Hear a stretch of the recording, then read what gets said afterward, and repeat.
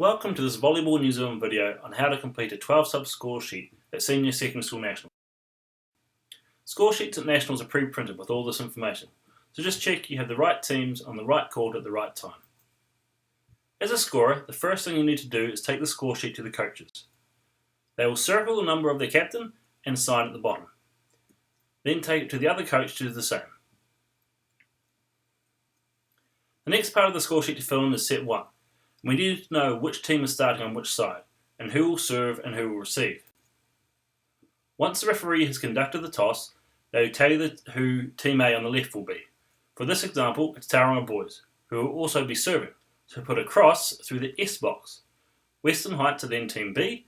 Of course, they will be receiving, so put a cross through the R box. You need to fill the information for the toss in quickly, so you can then present the score sheet to the team captains who will sign to acknowledge they are serving or receiving on which court. While the teams continue their warm-up, there are several things you can fill out. At the top, we now know that Western Heights are Team B and Tauranga boys are Team A. We also know Western Heights are receiving, so the first time they win a rally, they will rotate, so the player in position 1 won't serve. So we can put a cross through the first service box of the receiving team. We also know that this game will go for at least 3 sets, so we can fill in the same information for sets 2 and 3. For set 2, we can copy the information across, just swapping the side each team is on.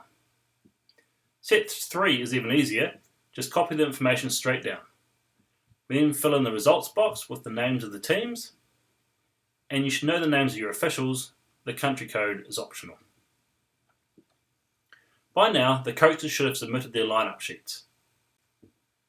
Just copy the starting 6 players' numbers into the corresponding position boxes on the score sheet like this. At senior school level, teams are allowed to nominate a libero for each set, which the coach does by filling in the libero box on each set's lineup sheet. This number needs to be copied into the libero box like this. The same goes for the other team. Note, they have decided not to play libero, so put a dash. This also needs to be copied into the libero box to show that they have elected not to play libero this set.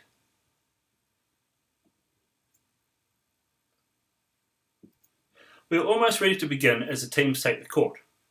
The next thing to fill out is this time box. The scheduled match time is printed at the top of the score sheet. This box is for the actual match start time, which is often later due to courts running late, so it's right in the time of the first serve. Next, we are looking for the first server for the serving team.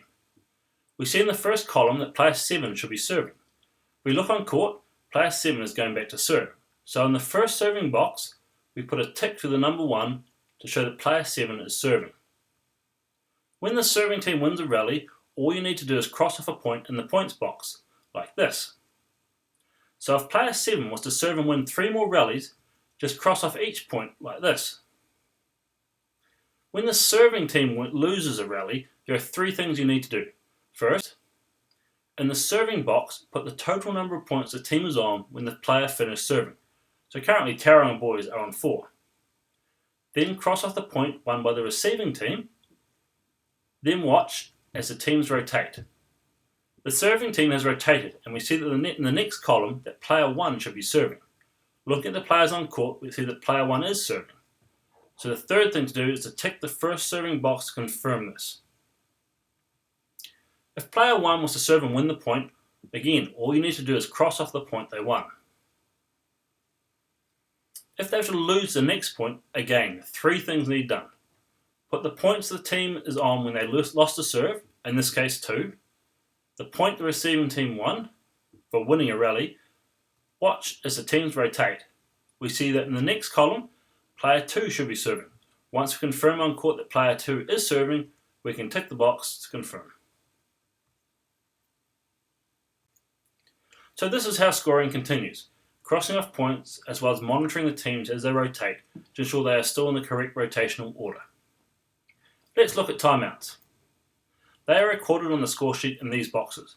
For example, if Tauranga boys was to call a timeout, the current score is written into the first box, always with the team which called the timeout first.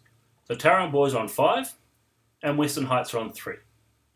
If Western Heights were to call a timeout at this point in the set, their score, 3, goes first, followed by Tauranga boys on 5. When or if a team makes a second timeout during a set, the score is put into the boxes below the first.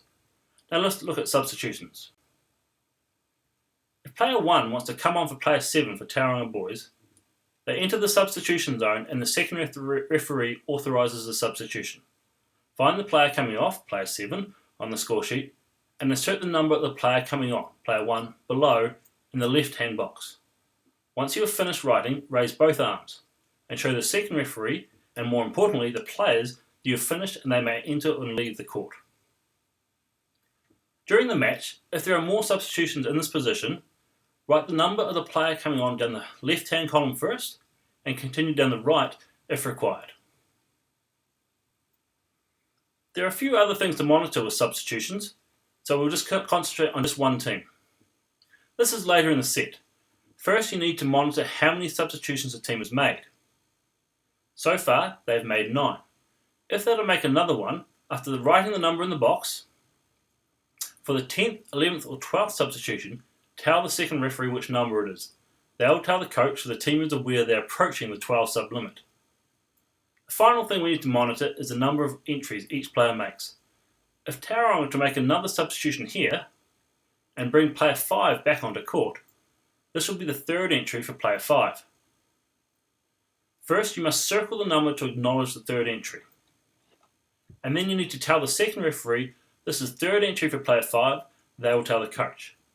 If player 9 was to come back on later, this is also a third entry for player 9, and again, circle the number and tell the second referee. The set is now finished and there are a few things that need to be done. First, put the time at the end of the set into this box. We then need to circle the last point scored by each team. So for Tauranga boys, the last point they scored was 25, so circle it. For Western Heights it was 23, so again, circle it. We then cross off unused points using an hourglass symbol, and the same for Western Heights. There are 3 minutes between sets, so we can fill in the results boxes in between. This first column is for timeouts. We put the number of timeouts the team had in the set, for this example 2. The S column is for the total number of substitutions in the set. Here, they've made the maximum of 12. W is for win. If the team wins the set, put a 1. If they lose, put a 0. Points are obvious, just copy the points for the set. For set duration, take the start and end time and put the difference in minutes. This set was 24 minutes. Do the same for the other team like this. Repeat the processes for sets 2 to 5 as required, updating this results box between each set. Fill in the results as you go. As soon as the match finishes, fill in this total row by adding up each column. Put the start, end time and match duration, the team which won and the set score. You need to do this as soon as possible once the match is finished, because once the results box is complete, the 2 captains can sign to acknowledge the results. As the scorer, give your score sheet a quick check, then sign it. Then give it to the 2 referees who will also check and sign it. This has been the basics of how to fill in the score sheet. If you're looking for more information, see the Volleyball New Zealand Referee YouTube channel for a 30-minute video, which covers more details, including the differences with the 5th set, how to record sanctions, and what the remarks box is used for. We hope this has helped. Good luck with your score sheets.